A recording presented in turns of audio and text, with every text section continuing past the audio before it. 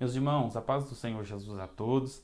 Nós estamos aqui para dar sequência ao nosso terceiro trimestre da Escola Bíblica Dominical. Eu quero agradecer você que tem nos acompanhado, está aí em todas as aulas conosco, aonde nós temos aprendido a palavra de Deus. Esse trimestre tem sido bênção às nossas vidas. Nós estamos estudando nessa lição sobre os princípios de Deus em tempos de crise.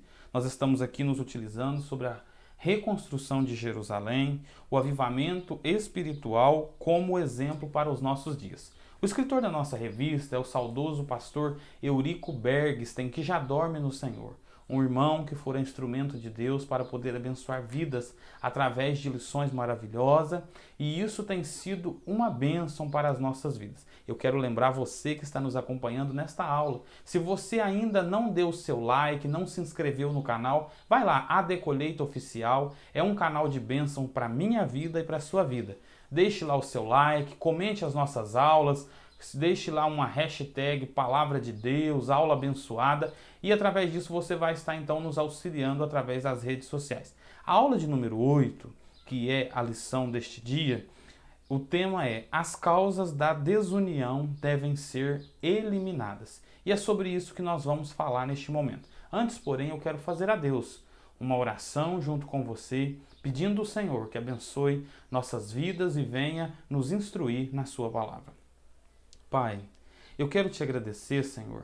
Quero te louvar pela vida dos nossos irmãos que estão neste momento, Deus, junto conosco para nós aprendermos a tua palavra. Deus, que o teu Espírito Santo venha nos instruir, meu Deus, e que a tua palavra, que é poderosa, que é viva, que é eficaz, ela venha, Senhor Deus, operar em nossos corações, trazendo despertamento, trazendo, Senhor Deus, esclarecimento àquilo que nós precisamos entender através, meu Deus, desta lição. Deus, nós te pedimos, fala conosco em o nome de Jesus. Meus irmãos, nós vamos estudar então a lição de número 8, que vai falar sobre as causas de desunião, elas devem ser eliminadas. A lição desse trimestre é uma lição especial, é uma lição para jovens e alunos, onde as classes estão estudando juntos. E você, jovem, você, irmão que está nos acompanhando, Deus quer abençoar a sua vida. Nós vamos falar então sobre a forma com que Deus ele vem agindo. Desde a lição de número 1, os professores daqui da classe de adultos, pastor Elias, o presbítero Zezinho, estão já ensinando, falando sobre a forma com que Deus ele usara Neemias para reestruturar, reedificar os muros e a cidade de Jerusalém. E hoje nós vamos falar sobre uma questão que aconteceu naqueles dias e vamos entender porque um problema começou a surgir em meio a onde o povo de Deus estava reunido. E Deus, então, ele vai fazer algo através da vida daquele líder, daquele homem chamado Neemias. O texto áureo diz assim: ó quão bom e quão suave é que os irmãos vivam em união. Esse é o Salmo de número 133 e o versículo de número 1. A verdade prática, a união é uma força indispensável para a igreja.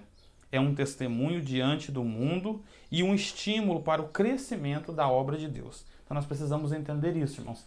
A união, ela estimula a obra de Deus a crescer, a obra de Deus a progredir, a avançar. Depende então dessa forma de ação das pessoas.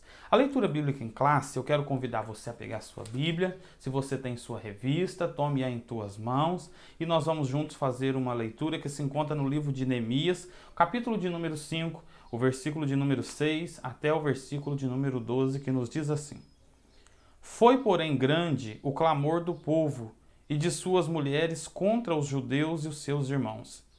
Ouvindo eu, pois, o seu clamor e essas palavras, muito me enfadei. E considerei comigo mesmo no meu coração. Depois pelejei com os nobres e com os magistrados, e disse-lhes: Usura, tomais cada um de seu irmão. E ajuntei contra eles um grande ajuntamento. E disse-lhes: Nós resgatamos os judeus, nossos irmãos que foram vendidos às gentes, segundo as nossas posses, e vós outra vez venderíeis os nossos irmãos, ou vender-se-iam a nós? Então se calaram e não acharam o que responder. Disse mais: Não é bom que fazeis, porventura não desvieis de andar no temor do vosso Deus, por causa do opróbrio dos gentios, os nossos inimigos. Também eu, meus irmãos e meus moços, ajuro, lhes temos dado dinheiro e trigo, deixemos este ganho. Restituí-lhes hoje, vos peço, as terras, as suas vinhas, os seus olivais e as suas casas, como também o centésimo do dinheiro, do trigo, do mosto, do azeite que vós exigis deles. Então disseram, restituir-lhe-emos, e nada procuraremos deles. Faremos assim, como dizeis. Então chamei o sacerdote e os fiz jurar, que fariam conforme esta palavra. Esse é o texto que nós vamos ler, que nós vamos nos basear essa lição neste momento. Irmãos, nós vamos falar sobre 3 assuntos ou 3 tópicos específicos nessa lição. Nós vamos explicar aqui, os objetivos são explicar que a união ela é caracterizada no período pós-exílio e ela serve hoje então como uma referência para a igreja. Aquilo que aconteceu no Velho Testamento, como nós já falamos em outras lições, são uma base para que nós, os crentes da era da graça, nós possamos então nos espelhar e continuarmos a dar continuidade à obra do Senhor. Nós vamos também falar sobre um outro objetivo, Robert, qual é? Nós vamos expor a injustiça social que ameaçava a união dos judeus nos tempos de Neemias. E, por último, nós estaremos então mostrando as medidas que foram adotadas por Neemias para manter o povo unido em um só propósito, porque essa é a vontade de Deus. Introdução. Veremos nesta lição um conflito que surgiu entre diferentes classes sociais e como o problema foi solucionado. O que nós vamos falar desde o início, então, irmãos, desta lição?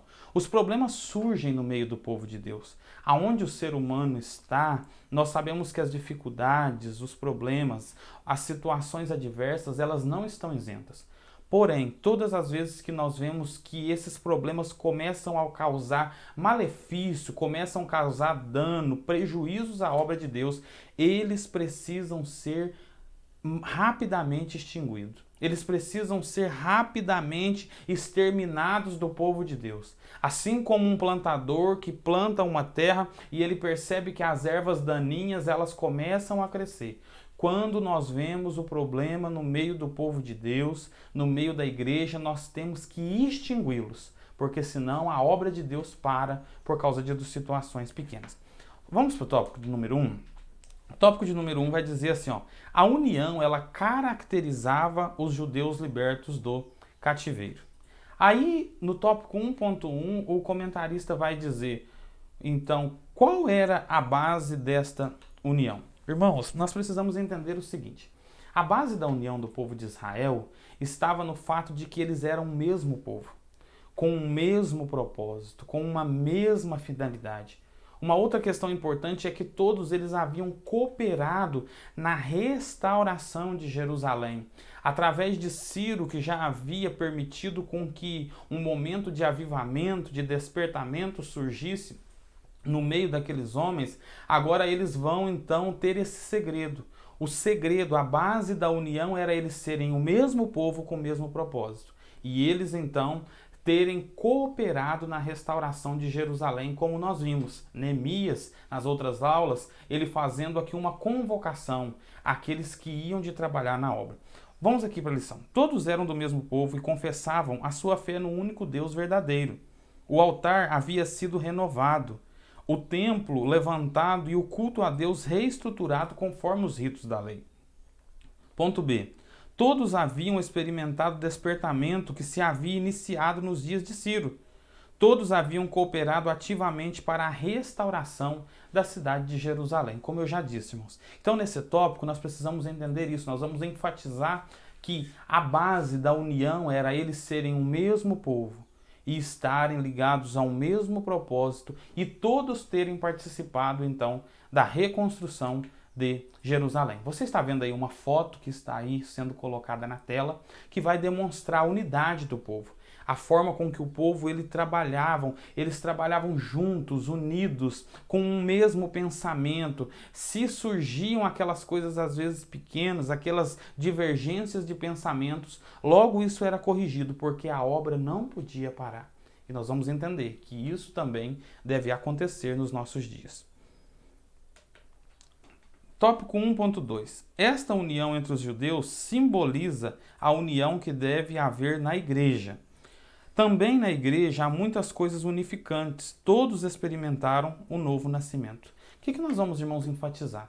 A união deste povo, a união que havia entre aquele povo, o povo de Israel naqueles dias, reedificando Jerusalém, é o que nós precisamos também entender nos nossos dias. Eu costumo sempre dizer isso aos nossos jovens, que aquilo que nos une é maior do que as nossas divergências. É maior do que os problemas que surgem entre nós. Robert, por quê?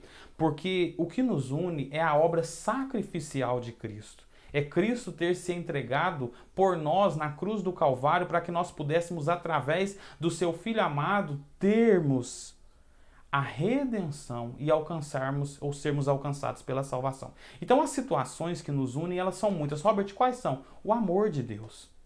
O amor que deve haver entre nós, irmãos.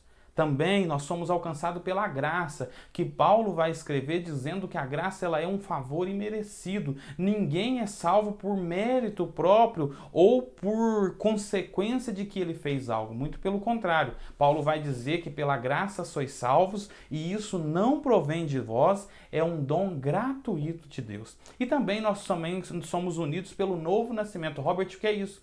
É que nós estávamos outra hora distante de Deus, afastados da misericórdia do Pai, mas através de nós aceitarmos Jesus como o único e suficiente Salvador, agora nós fomos todos alcançados por esse novo nascimento. Nascemos agora para Jesus e morremos para o mundo. E também outra situação que nos une é a presença do Espírito Santo. O Espírito Santo que opera no meio da igreja. O Espírito Santo que não está preocupado com o nosso nível de racionalidade. Ele não está preocupado com nossos estudos, não está preocupado com a nossa questão racial. Mas ele quer operar tudo e operar em todos. Todos aqueles que o aceitam como único e suficiente Salvador das suas vidas. Essa união, então, ela é uma verdadeira força. Mas antes aqui, irmãos, eu quero enfatizar algumas questões. Os crentes, eles sentem um apoio espiritual para a sua vida quando nós estamos em união. Quando a igreja está unida e permite que o Espírito Santo ele opere na sua vida, ele opere no seu meio, os crentes que estão ali reunidos, eles sentem-se fortalecidos por isso. Nós vamos perceber que o salmista ele vai dizer assim, ó, quão bom e quão suave é que os irmãos vivam em união. O que nós precisamos entender com isso? Que isso é algo que agrada a Deus. A continuidade destes versículos, o salmista vai dizer que ali o Senhor ordena a sua bênção.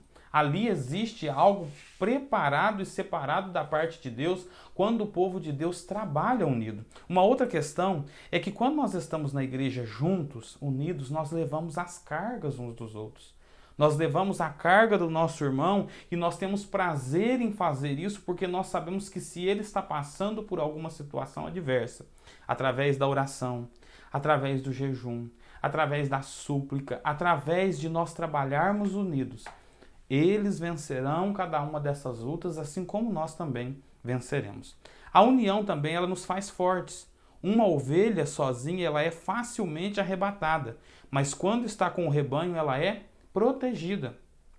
Uma pedra sozinha pode ser levada ou jogada, porém quando estiver edificada dentro de um muro, não é fácil você tirá-la. Então, por isso que nós precisamos ficar unidos. Essa história de que eu não gosto do irmão, de que eu não vou com a cara do irmão, não pode existir no meio do povo de Deus. Nós temos que vencer. Robert, mas e se isso acontecer? Nós temos que vencer isso pelo poder do Espírito Santo. Nós temos que fazer o que Paulo falou.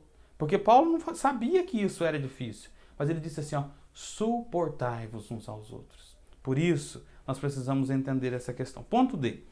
Uma igreja que vive em união tem um testemunho maravilhoso. Jesus diz que através dessa união, o mundo conheceria que ele foi enviado por Deus. Pela união, o mundo conhecerá também os verdadeiros discípulos de Jesus. Nós podemos ver isso muito evidenciado no surgimento da igreja primitiva. Porque Atos dos Apóstolos, capítulo de número 2, versículo de número 40 a seguir, vai nos dizer assim que o Senhor todos os dias acrescentava aqueles que iam de se salvar e que eles tinham tudo em comum, o partir do pão, as orações, a doutrina dos apóstolos, e em cada alma havia temor. Sabe o que eu aprendo com isso? Que nós precisamos nos unir. Aquilo que acontecera com os homens nos dias de Neemias é uma evidência muito clara que eu e você precisamos estar unidos, ligados em Cristo através do corpo que é a igreja. Não temos outra forma de nós cairmos na graça do povo se nós não trabalharmos unidos. Querido irmão, a igreja precisa se unir. É tempo de nós unirmos forças para conquistar almas para Cristo, para apregoar a palavra de Deus, para levar as boas novas do reino, e Jesus o salvará em nome de Jesus. Meus irmãos, esta união, então, ela é uma verdadeira força, como eu disse para os irmãos. A união faz com que a igreja seja fortalecida, com que o povo de Deus seja forte. Sabe aquele hino da harpa que nós sempre cantamos? Eis que surge um povo forte, revestido de poder. Nós cantamos um dos tais, um dos tais. Nós podemos dizer que somos um destes quando nós nos entregamos a Deus e nos unimos com os nossos irmãos e abraçamos a causa do Mestre Jesus. Foi por causa da união que os judeus, numericamente inferiores aos seus inimigos, conseguiram construir o templo e também os muros dessa cidade. Esta união também é o segredo da vitória da igreja. O santo óleo que desce sobre a cabeça do sumo sacerdote Jesus Cristo e os crentes que vivem em união. Jesus disse: eu dei-lhes a glória que a mim me deste para que sejam um. Sejamos, pois, um, assim como o Pai, o Filho e o Espírito Santo são um. O autor de Eclesiastes dizia: o cordão de 3 dobras não se quebra tão depressa. Irmãos, essa é uma vontade de Deus para a igreja. Olha o que Jesus vai dizer. Você está vendo aí este versículo. Ele disse assim, ó, eu dei a glória que a mim me deste, para que eles sejam um. A vontade de Deus não é que nós sejamos a igreja A ou B ou C, o departamento A, B ou C. A vontade de Deus é que nós sejamos um em Jesus Cristo. E ser um, eu sempre uso essa expressão para poder simplificar, porque pode ser que você não entenda, fala, Robert, mas o que é essa questão de ser um? É que quando nós estamos, por exemplo, diante de uma penca de bananas, ali é uma união. Mas a vontade de Deus não é que nós estejamos somente em união. A vontade de Deus é que nós sejamos um. Quando você pega ali todas aquelas bananas e une elas na penca, elas é uma única penca de banana. Mas individualmente elas são várias bananas que estão em união. Só que o que é a vontade de Jesus Cristo para a igreja? É que nós sejamos um, assim como o Pai, assim como o Filho e assim como o Espírito Santo são um. Ele também quer isso da igreja, que nós venhamos passar por cima de todas as dificuldades, porque a união, ela demonstrava que os judeus que haviam sido cativos, libertos do cativeiro posteriormente, eles eram um povo vitorioso por causa do Deus que eles serviam. Vamos para o tópico de número 2, queridos irmãos. Fala sobre a união entre os judeus é ameaçada. Todas as vezes que o inimigo da nossa alma, ele percebe que a obra de Deus está caminhando, que a obra está crescendo, que Deus está salvando almas, que a obra está sendo reconstruída, ele tenta semear problemas, dificuldades, situações que venham causar desconforto e venham atrapalhar a espiritualidade do povo. Robert, tem base? Tem. Aconteceu isso com Neemias. Ele estava ali no auge, no levantando os muros, reedificando as portas que haviam caído, que haviam sido ali extinguidas. E o inimigo começou então a semear uma contenda e algumas pessoas começaram então, por causa da falta de vigilância, permitir que uma situação difícil se instalasse. Nós vamos entender qual era essa situação. Qual era a ameaça? Tratava-se de uma injustiça social, uma grande injustiça social. Robert, por quê? Porque a classe dos ricos naqueles dias, as pessoas que tinham um pouco melhor situação, eles começaram a se aproveitar, começaram a querer tomar daquilo que era dos irmãos que eram menos favorecidos. Robert, por quê? Porque eles perceberam que a oportunidade era propícia para isso. E eles então começaram a cobrar impostos, a emprestar dinheiro com usura, porque os irmãos haviam sido exilados, voltaram agora, estavam sem posse nenhuma e precisavam pagar imposto. O império daqueles dias começou a cobrar os impostos e eles não tinham como pagar. Quem era melhor de situação começou então a cobrar imposto e começou então, com o decorrer do tempo, a tomar as vinhas, tomar as plantações. E nós vamos entender o que aconteceu. Financeiramente, a vida dos que voltaram da Babilônia era bem difícil. Muitos eram obrigados a tomar dinheiro emprestado, não só para o seu sustento, como também para pagar o imposto do governo. Tomavam emprestado dos seus irmãos mais ricos, os quais cobraram juros altos, até mesmo com usura.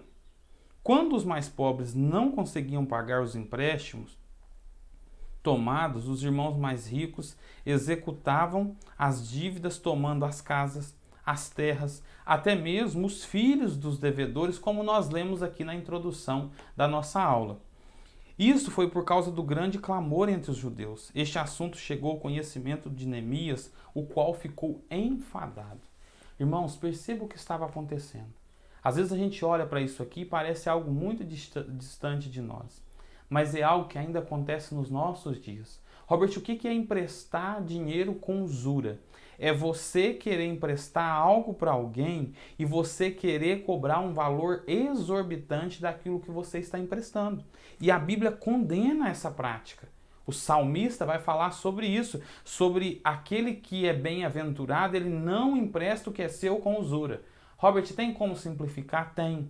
Por exemplo, você percebe um irmão está com uma vida financeira muito difícil, aí ele te procura. Era o que estava acontecendo nos dias de Neemias. E ele fala assim, irmão, eu preciso de R$1.000 emprestado. Aí você diz assim, não, irmão, eu te empresto.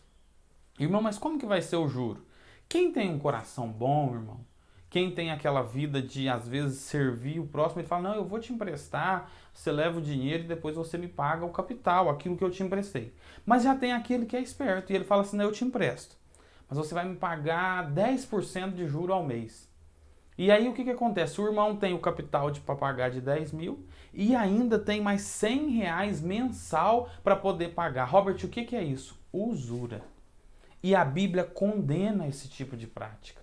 Robert, o que é então algo que nós podemos fazer e que é legal, que não é dinheiro com usura que eu posso fazer? É nós fazermos aquilo, irmãos, que o mercado ele deixa aí especificado para nós cobrarmos. Qual é a taxa hoje de rendimentos de banco? Diante dessa crise, eu acredito que aí 0,5%, 0,56%, não chega a 1%. Agora nós sabemos de pessoas que cobram 10, 15, 20, 30% para trocar um cheque para o outro. Irmão, isso é pecado. Muito cuidado, porque Deus um dia nos pedirá conta dessa situação. Como se explica então? Vamos entender como que se explica então essa grande injustiça. Em primeiro lugar, era uma expressão de falta de amor dos mais ricos para com os mais pobres. Desta forma, os mais ricos pecavam contra os seus irmãos mais pobres, não lhes dando o devido valor. A Bíblia diz que cada um deve considerar os outros superior a si mesmo e devemos suportar uns aos outros em amor. Ponto B. A atitude dos ricos era então uma expressão de dureza contra Deus, ou melhor, contra os seus irmãos. Eles queriam ficar ainda mais ricos às custas da miséria dos seus irmãos mais pobres. Não lhes importava com o choro dos irmãos. Olha o que Eclesiastes 7:7 vai dizer. A opressão faz endoidecer até o sábio. O que nós precisamos entender, irmãos? Aquela injustiça que havia se instalado em Israel, ela se explica pelo fato de que quem era rico queria ficar mais rico ainda. E isso demonstra falta de amor pelo irmão. Isso demonstra falta de cuidado, falta de nós darmos ao outro aquilo que nós queremos, aquilo que a Bíblia vai nos ensinar que nós devemos amar o próximo como a nós mesmos. E também demonstra a dureza contra os seus irmãos, porque aqueles que tinham uma situação um pouco melhor financeira, queriam cobrar exorbitantemente sem se preocupar com o próximo, sem se preocupar se o irmão estava faminto, se o irmão estava passando por uma dificuldade. Esse é um sentimento que não pode haver entre o povo de Deus. Nós precisamos fazer o bem, cuidar uns dos outros, dar assistência aos órfãos, às viúvas, porque isso é ordenança bíblica. Isso não é o pastor da igreja que inventa, não é o ministério. Isso é uma ordenança de Deus. E quem não faz isso, irmão, corre um sério risco de colocar a salvação em jogo. Robert, por quê? Porque a Bíblia diz assim que se nós não fizermos isso, nós estamos pecando contra Deus. Olha o que nós vamos falar também. Se eu não tenho amor e se eu tenho dureza de coração contra os irmãos, isso também demonstra uma outra questão e um problema muito sério dos nossos dias: a falta de perdão. A falta de amor pelo próximo e a dureza de coração com as pessoas faz com que os crentes deste tempo eles sejam pessoas que não perdoam. Olha o que a Bíblia vai nos dizer em Lucas, capítulo 17, o verso 3 e o 4. Se o seu irmão pecar, repreende-o. E se ele se arrepender, perdoe-lhe. Se pecar contra você 7 vezes no dia, e 7 vezes voltar a você e disser, estou arrependido, perdoe-lhe. Aqui está, irmãos, a expressão do que Jesus está ensinando. Se o nosso irmão pecar contra nós, o que nós temos que fazer? Repreendê-lo. Quem erra, irmão, tem que ser corrigido, tem que ser ensinado, tem que ser trabalhado. Mas aqui, a ordenança posterior de Jesus é o que as pessoas estão se esquecendo. Porque perdão é uma das características de Deus, é um dos atributos divinos, é um dos valores que nós dizemos aí. Eu ainda falava isso hoje com alguém, dos valores inegociáveis de Deus. Deus é perdoador. Não importa se você pecou, se você falhou, se o seu irmão pecou 1, 2, 3, 4. Deus é perdoador. E se houver arrependimento, ele peca. Ou ele perdoa. Agora a pessoa pensa assim, porque o outro peca, eu não vou perdoar. Porque o outro errou, eu não vou perdoar. Sabe qual é a diferença? É que o pecado do irmão é diferente do seu. A única diferença que tem é essa. Nós precisamos fazer como Jesus disse. Ele disse assim, ó, perdoai as vossas dívidas, assim como eu tenho vos perdoado.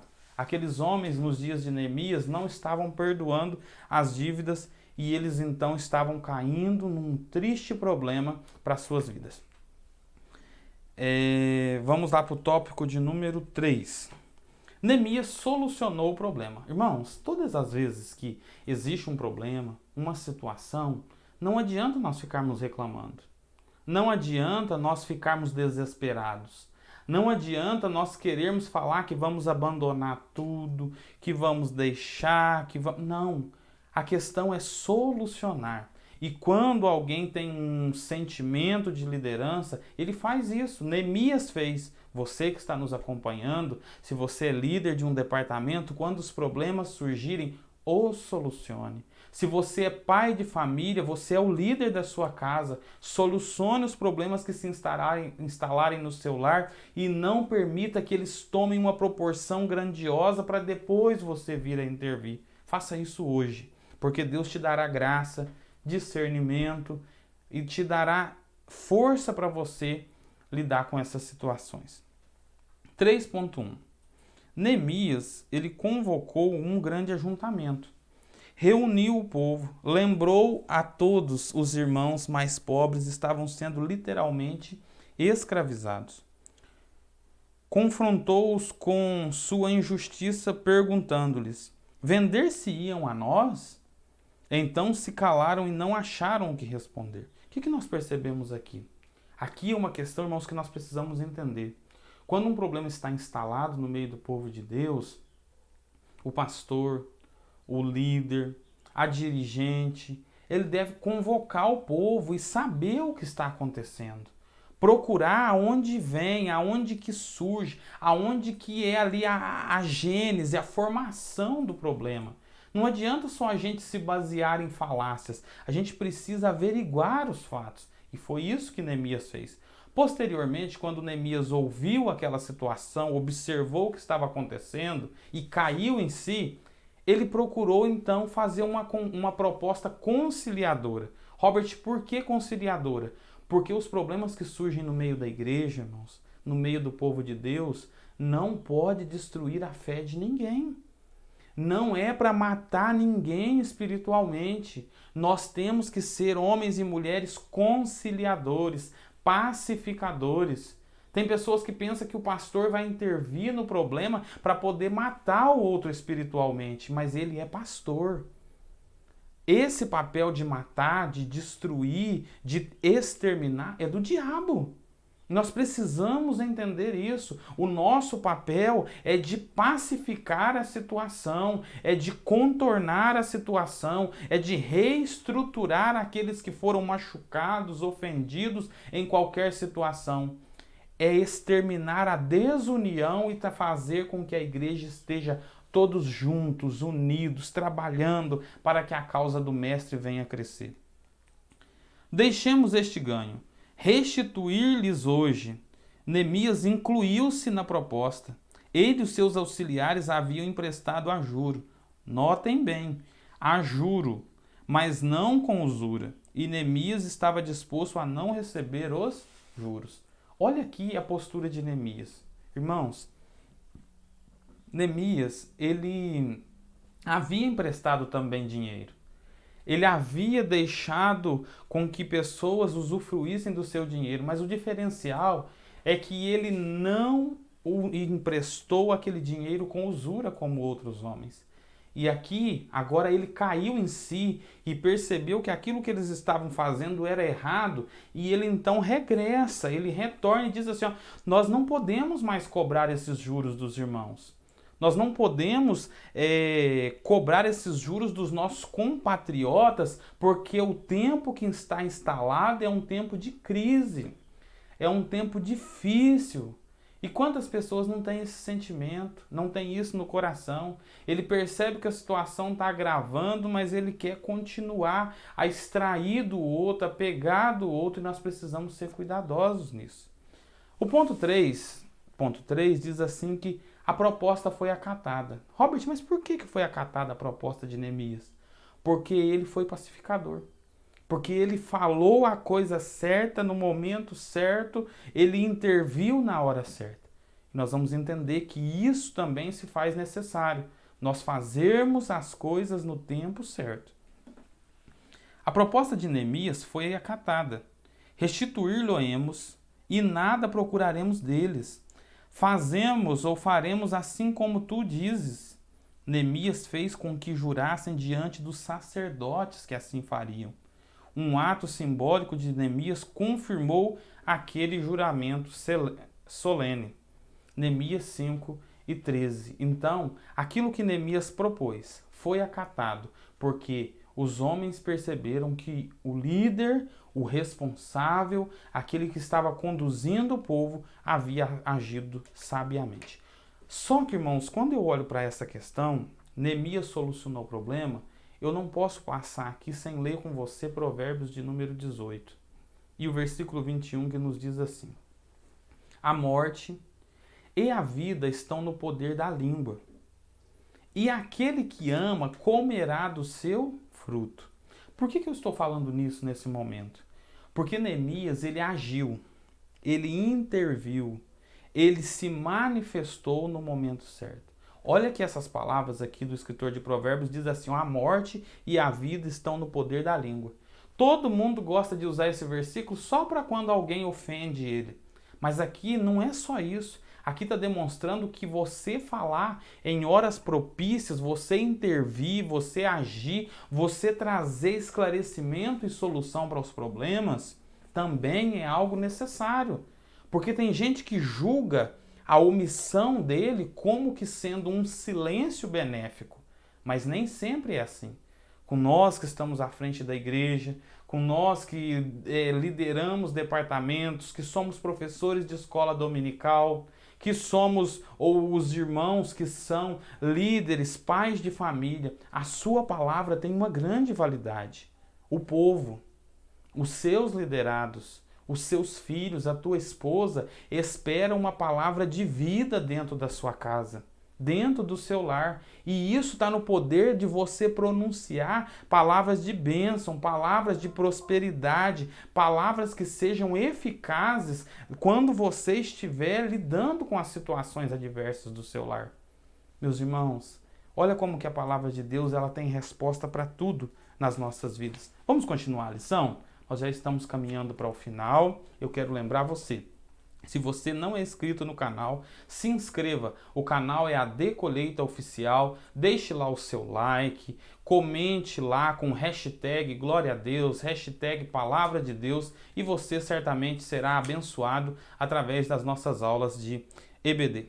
Ponto de número 4, tópico de número 4, a paz voltou a reinar entre os judeus. Ponto 4.1. Surgindo um problema entre os irmãos, deve-se logo ser tratado com diligência. Olha aqui que situação importante. Quando um líder do povo for ignorante, desinteressado ou negligente, o resultado poderá vir ou a ser uma contaminação grave. Faz parte das atribuições do ministro manter a boa ordem na igreja. Ele deve enfrentar os problemas com humildade, imparcialidade e com sabedoria de Deus. Neemias foi, neste sentido, um exemplo para os que estão à frente da obra do Senhor. Assim como Deus fez com Neemias, Ele quer fazer com seus servos. Hoje, isto é, Deus quer abençoar os seus servos e confirmar as obras de suas mãos. Olha que coisa maravilhosa, irmãos. Deus precisa de homens assim, homens que sejam interessados em solucionar os problemas, em passar por cima das dificuldades, homens que sejam humildes. E aqui, irmãos, é uma humildade verdadeira. É você reconhecer que sem o Senhor você não consegue. É você reconhecer que você não é maior do que ninguém. E você ser imparcial. Aqui está um problema que os pastores lidam hoje. Robert, por quê? Porque quando surge um problema no meio do povo de Deus, o irmão fala assim, o pastor tomou a parte do outro, o líder tomou a parte do outro, mas isso não é uma realidade. A questão é que ele precisa agir com sabedoria para que os dois lados sejam reestruturados. O nosso papel enquanto ministros de Cristo é nós sermos imparciais. Imparcialidade fala disso, de eu não tomar nenhuma e nem outra parte, mas eu ter sabedoria, convicção de Deus, que Deus ele pode restaurar a vida de quem quer que esteja passando por uma situação adversa. Aí está um papel difícil na reconstrução. Você está vendo aí um muro. Esse era o papel de Neemias. Era tirar pedra que estavam fora dos lugares e colocá-las no lugar certo. Está aí um grande desafio para nós. Nós fomos chamados por Deus para pegar pedras que estão fora, sem lapidação nenhuma, e colocá-las junto do muro, para que sejam também instrumentos na obra de Deus. Querido irmão, não pense que alguém tomou a parte do outro.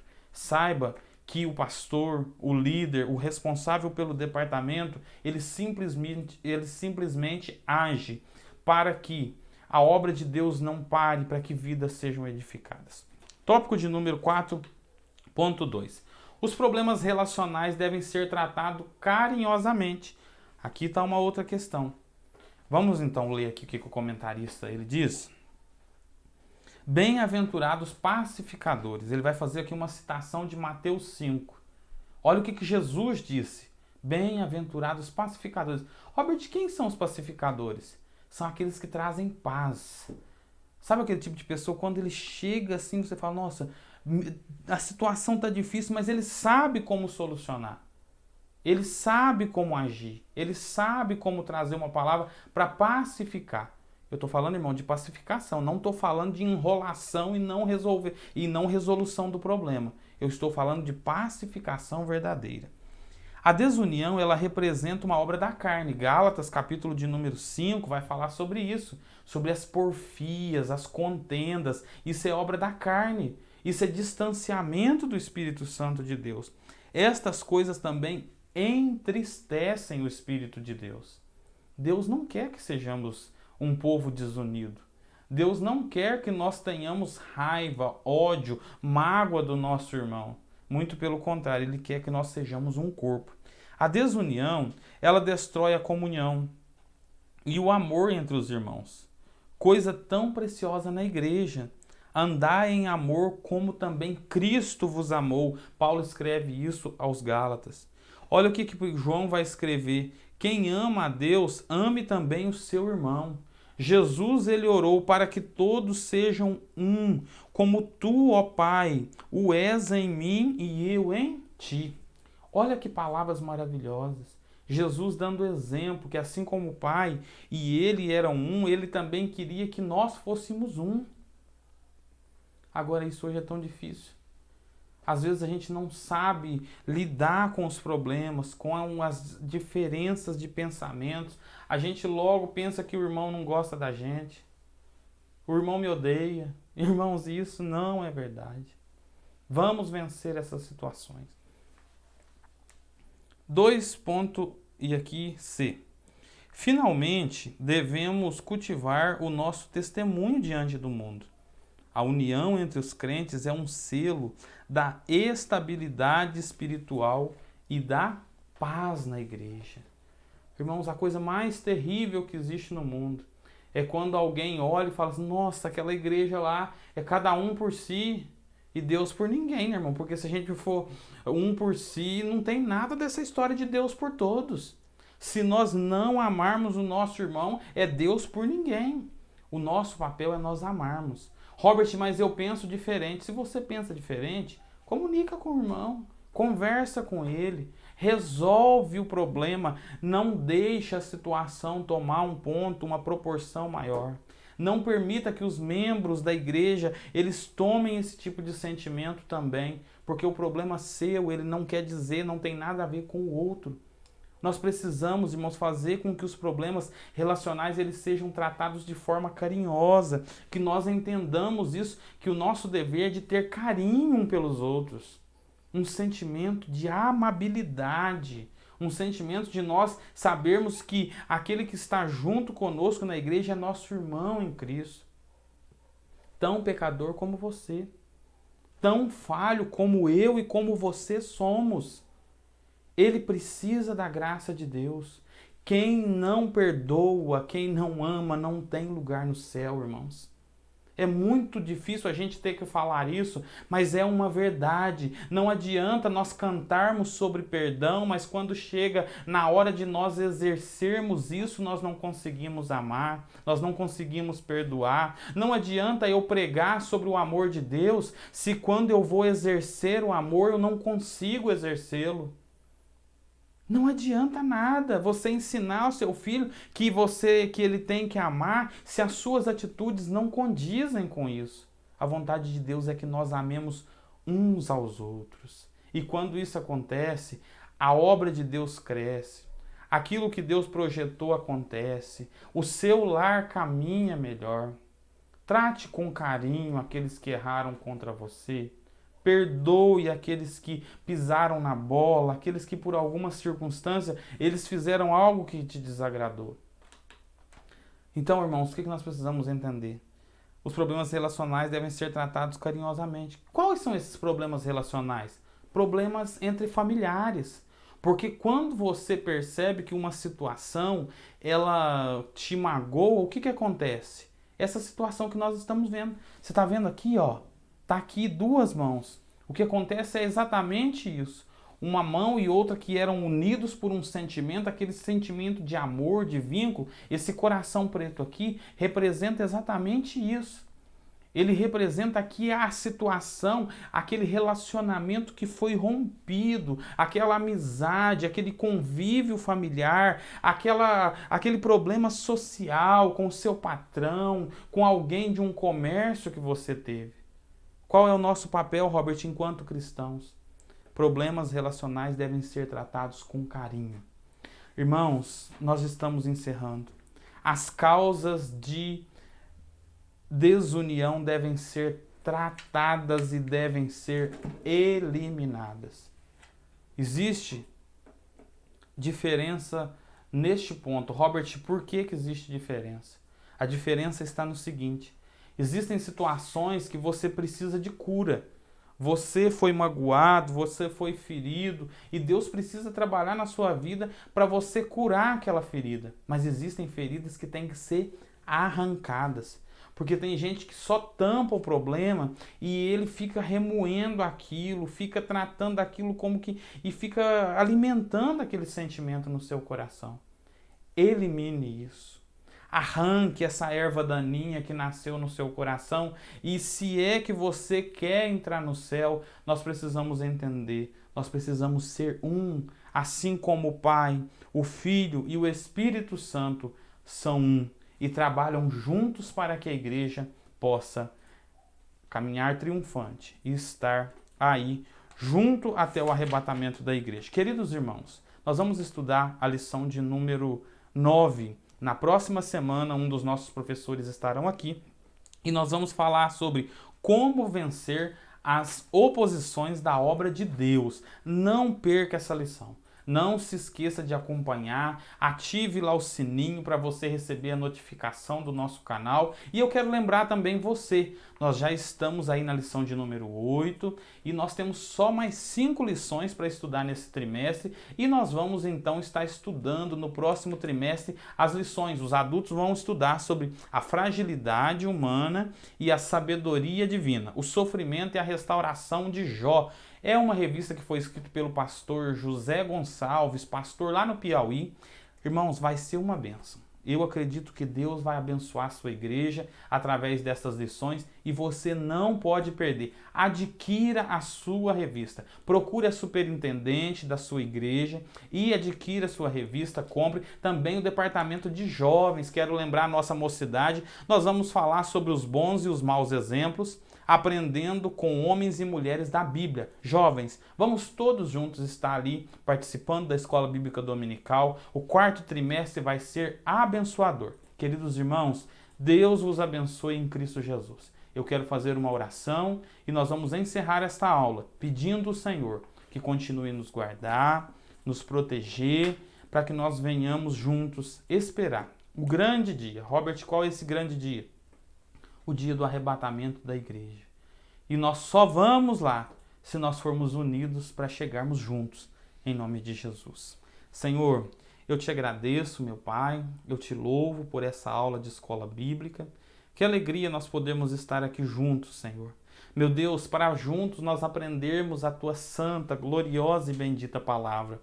A Tua palavra, Senhor Deus, que é verdadeira e que tem endereços, meu Pai, a serem alcançados, assim como através desta aula. Pessoas que estão nos ouvindo, meu Deus, e precisam arrancar dos seus corações um sentimento, meu Deus, de angústia, de tristeza, uma mágoa, meu Pai, uma falta de perdão. Eu não posso fazer isso. Mas o Senhor pode, Deus. Por isso, neste momento, meu Pai, trabalha no coração deste irmão, desta irmã, meu Deus, e permita que o perdão, meu Pai, que emana dos céus, o amor que flui do Senhor, alcance-o neste momento.